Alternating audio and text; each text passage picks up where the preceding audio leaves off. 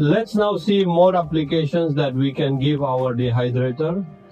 Obviously, a large capacity dehydrator gives us more room to work on equipment with bags, boxes, and small toppers. For example, we could dehydrate a sugar that we have soaked with an aroma or with an infusion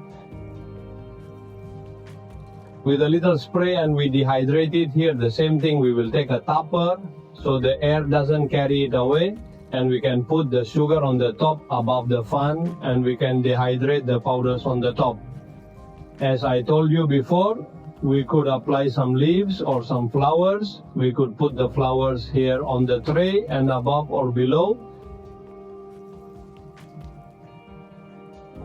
Between top and bottom, we can put these silicone sheets that are grid type and allow air to enter, pass, and moisture to remove. Then we'll put the flowers. We can put the silicone on top, and we can dehydrate the flower or herb leaves totally flat without them flying by the fan air. Another thing we can do is in Teflon itself is to stretch a liquid into a rice dough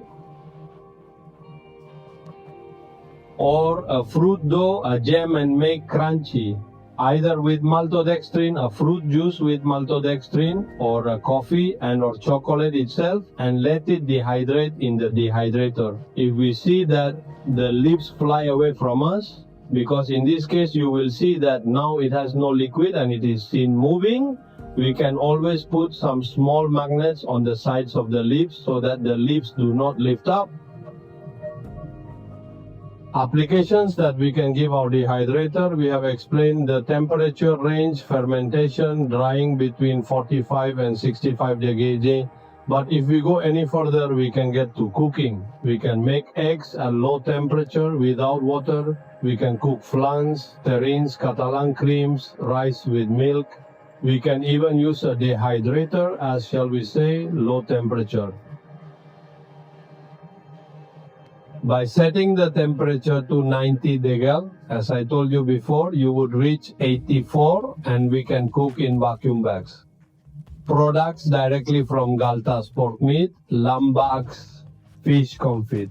For example, we can make a peel, the oil with garlic or the oil with fish skins directly in this dehydrator, the same as if it were in a temperature controlled bath. Yes, that's true. Which not really. Air never got to be the exact precision that water has, but it can serve us perfectly.